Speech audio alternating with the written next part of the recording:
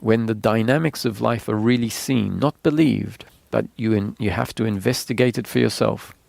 A suggestion Ramesh used to put forward is this investigation can take the form of a little exercise you do once a day, until you become absolutely convinced, based on your own investigation, that you are not the doer and the other is not the doer.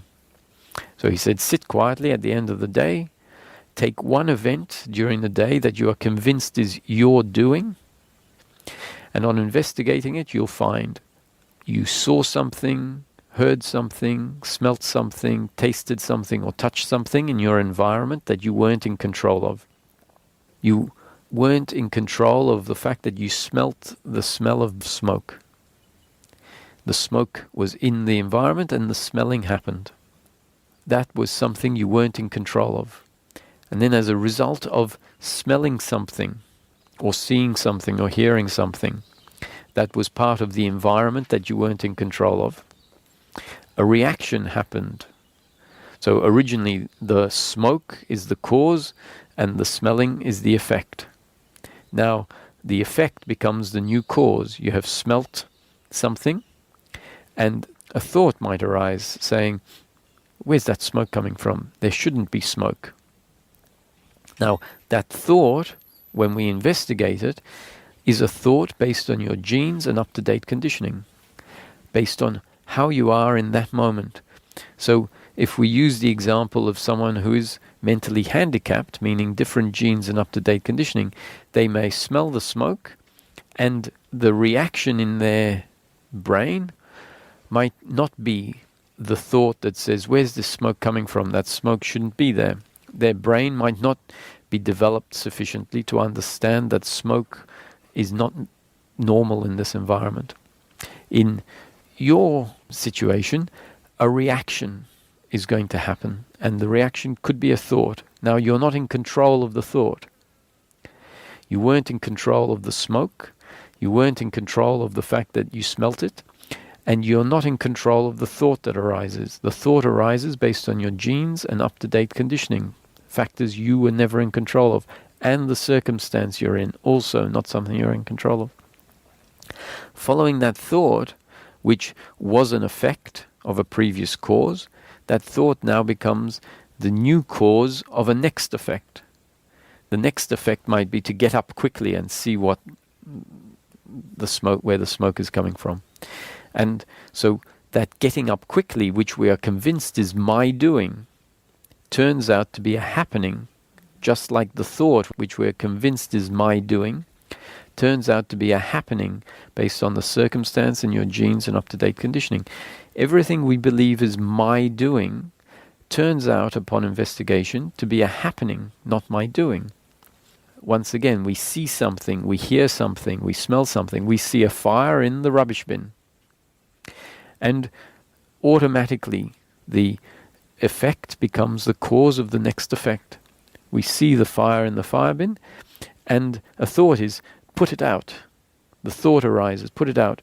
And then we see a vase with flowers in it, and we throw that on the fire. And we are convinced this is my doing. Then your brother comes in and says, what are you doing? That's my ritual. Why are you throwing water on my ritual? And you say, your ritual? What do you mean your ritual? And then you realize what's happened. And he said, and that's my favorite flowers. I picked them today. And now you've ruined it all. And we're convinced, I ruined it all my doing. But on investigation, we see that we saw something, we heard something, we smelt something in a circumstance that we weren't in control of, and then a series of reactions happen. And it's always a continuation of this same principle. So then we end up concluding, wow, what I thought was my doing is a happening and couldn't have happened any other way. It would have happened differently if the circumstance was different, if my genes and up-to-date conditioning were different. If my genes and up-to-date conditioning were different, I might have realized that that was a ritual.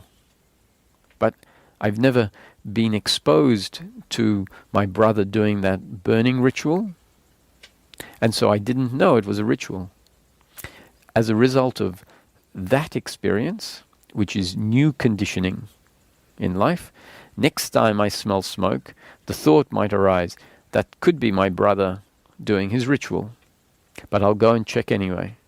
And we see the fire in the same bin, and we see my brother sitting there looking at the thing, and we go, that's a ritual.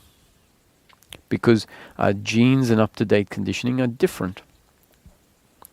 And at the end of a month of finding time and time again that what seems like my doing is a happening, we'll then have our own evidence, not a belief, but our own evidence, whereby we say, I cannot believe anymore that what happens in each moment is my doing. I completely see from my own investigation that it's all a happening.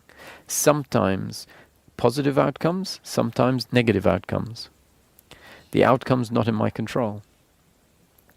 The actions not in my control. And so when life happens, the old attitude of doership has dissolved, so we can't feel guilt. We can admit that the outcome is not great. I threw the flowers away. I ruined the ritual. Not a great outcome. But guilt, thinking that I am a failure and I should have done it differently, doesn't arise, because the dynamics of life are clearly seen. And so then what we find is we don't even end up with the story that this was a result of my genes and up-to-date conditioning. That story is useful while we are still in the process of dissolving the old beliefs in doership. And at some point, after having lived life, seeing it like this day after day after day, because as we then live life with this deep understanding, every time we look at life, we see it as this impersonal happening. We see someone getting angry and we think, of course, they're in a circumstance that is not in line with their preferences, and as a result of their genes and up-to-date conditioning, anger is arising. So we might be sitting at the coffee shop looking at all of these people interacting differently. Someone getting angry with the waitress for having spilt over their drink.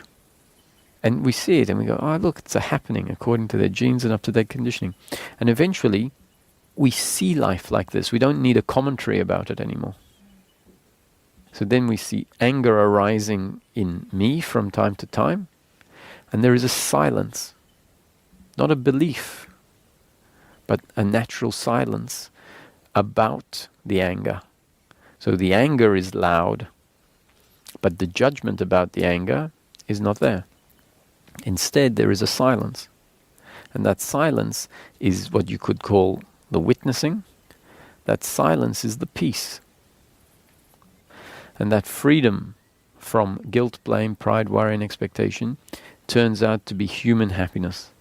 It turns out to be human happiness which we come to know for ourselves, because it does more than just leave us free of suffering, but it allows a recognition of the essence of the human being to be seen. And in the absence of suffering, we find that that is more than enough. The fear of death falls away because of something very interesting. This peace with just being in this moment means that there isn't the need to be happy in the next moment. The happiness is available in this moment.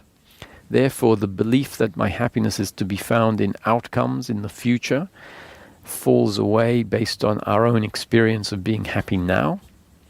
And then when death is imminent, there is no fear that I won't have happiness in the future, because in each moment there is happiness now.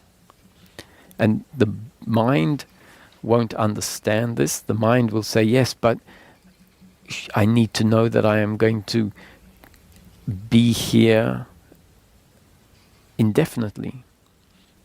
The unexplainable mystery is that our own presence is more than happy with the fact that it exists now. More than happy meaning it doesn't require any more happiness as a result of knowing that it is going to exist in the next moment.